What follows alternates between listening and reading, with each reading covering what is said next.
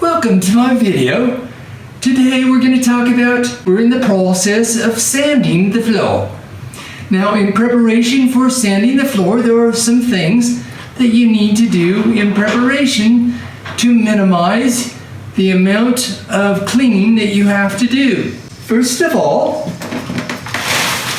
if you have any pictures, mirrors, or any furniture or anything, you'll want to make sure that you cover them up. Once you've done all this, then what you do is you take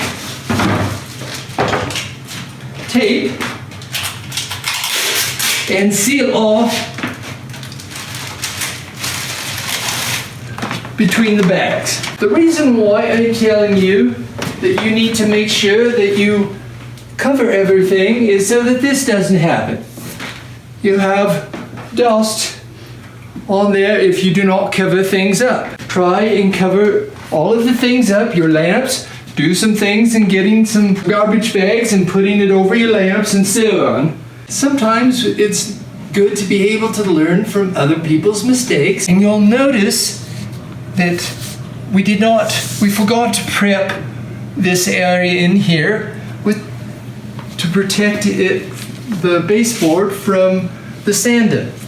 So what is good to do is to try and take some, this is like just painter's tape. You don't want something like duct tape. Now that we've taped that off, it's protected and ready to go. Now keep in mind too that you can get at the store some drop cloths and stuff to protect your furniture also as you're coming around trying to cover up everything that you're trying to work with.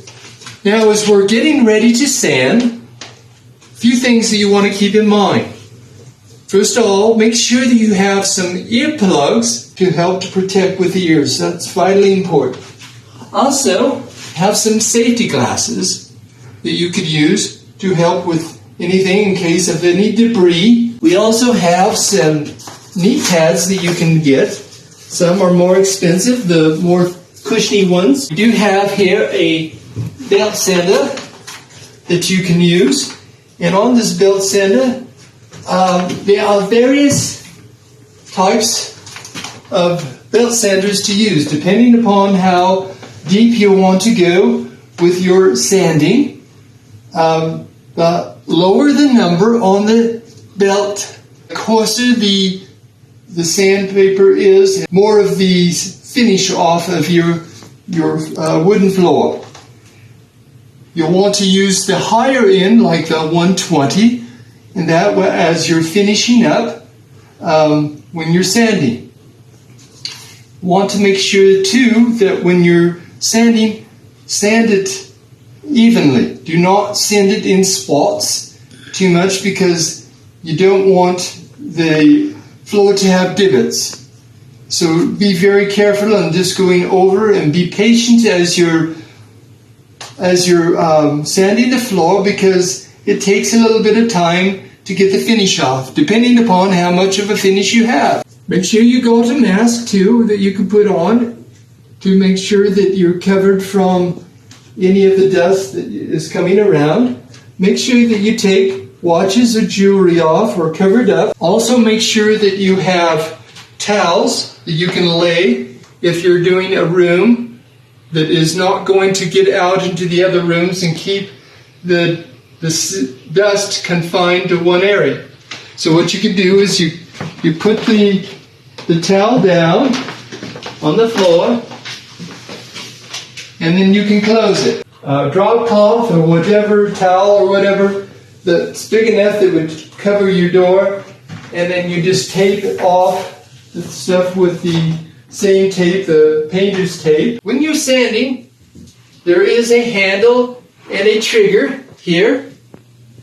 This turns on the belt sander, and when you're sanding, you want to go back and forth with the grain. Now, depending upon the sander that you have, sometimes you have it to where you can take your wet dry vac and you can hook it up in here where the bag is that collects the dust for the sanding. And also have the wet dry vac handy in case you get quite a buildup of dust from the wood that you can just vacuum along the way. Take this, and after you have done the big sanding, you take this 120 grit sandpaper and sand down to make sure that it's nice and smooth. We are finished sanding and it looks beautiful. Now the next step that we take is we take our wet dry vac and we suck up all of the dust that is accumulated from sanding. Okay, now that we've finished that, first of all, if you have cheesecloth that you can get from the store in the home improvement section, the cheesecloth is used, it's a tacky cloth that you use, and you can wipe down all of that you've just vacuumed up, and it lifts up the excess dust that did not come from using the wet dry vac. Then what you need to do is you want to make sure that your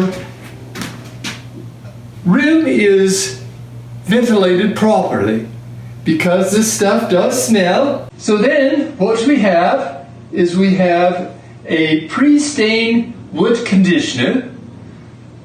What you do is you open up the lid, you put on the gloves because it's a little bit of a mess, a rag, a clean rag, and you go over and you dip it in and you apply it on the wood. Be generous with it and let it set 5 to 15 minutes, and then you take the cloth and wipe up the excess. You take this wood stain sealer and do the same thing. Get another rag, don't use the same rag, get another rag, and you make sure it's clean, and you take it and you dip it in and you apply it the same way, going over the area with the rag generously, and let it set 10 to 15 minutes, and then wipe off the excess, and then you wait 2 hours before applying